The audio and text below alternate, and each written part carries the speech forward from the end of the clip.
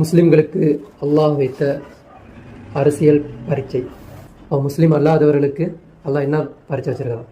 முஸ்லீம் அல்லாதவர்களுக்கு இந்த உலகத்தை பார்த்து, வானம் பூமி இது போன்ற காட்சிகளை பார்த்து அவங்க அல்லாவை அறிவை கொண்டு யோசித்து அல்லாவை கண்டறியணும். ஆனால் முஸ்லீம்களுக்கு அதே பரீட்சையான்னு கேட்டால் அந்த பரீட்சை முஸ்லீம்களுக்கு கிடையாது. அப்போது இஸ்லாத்துக்கும் அரசியலுக்கும் சம்மந்தம் இருக்கா? சம்மந்தம் இருக்குது. இந்த உலகம் படைக்கப்பட்ட நோக்கமே அது இருக்குது.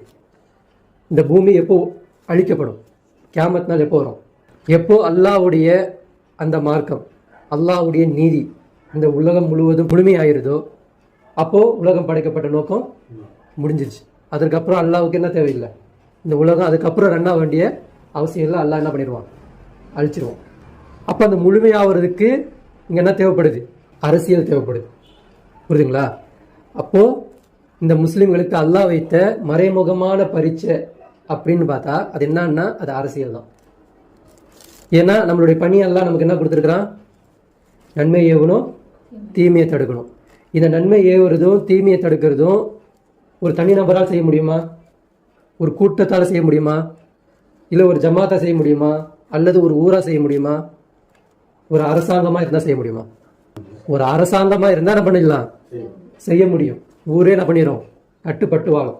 அப்போ இந்த உலகத்தில் வாழக்கூடிய முஸ்லீம்கள் அவங்க எதில் திருப்தி அடைகிறாங்க அப்படின்னா அவங்க செய்யக்கூடிய இபாதத்தில் அவங்க என்ன ஆயிடுறாங்க? முழுமை அடைஞ்சிடுறாங்க. இது செஞ்சால் நமக்கு என்ன ஆயிரும்? அல்லாஹ் நமக்கு சொர்க்கத்தை கொடுத்துருவான் அப்படின்னு நினைக்கிறாங்க. ஆனால் இது என்னது? அவனே என்ன பண்ணிக்கிறான்? ஏமாத்திக்கிறான். ஒரு முஸ்லீமுக்கு அல்லாஹ் இந்து மக சகோதரர்களுக்கு என்ன ஒரு அல்லாஹ் எப்படி கண்டுபிடிக்கணும், அல்லாஹ் எப்படி வணங்கணுன்ற அவங்களை சட்டம் வச்சானோ, அவங்களை எப்படி கண்டுபிடிக்கணும் வச்சானோ அதே எக்ஸாமை யாருக்கு வைக்க மாட்டான்? முஸ்லீம்களுக்கு வைக்க மாட்டான். அப்போ முஸ்லீம் எதில் அவனுடைய ஃபோக்கஸ் எதில் இருக்குன்னா குரானில் என்ன பண்ணான்? அவன் தேர்ச்சி பெற்றவனாக இருக்கணும்.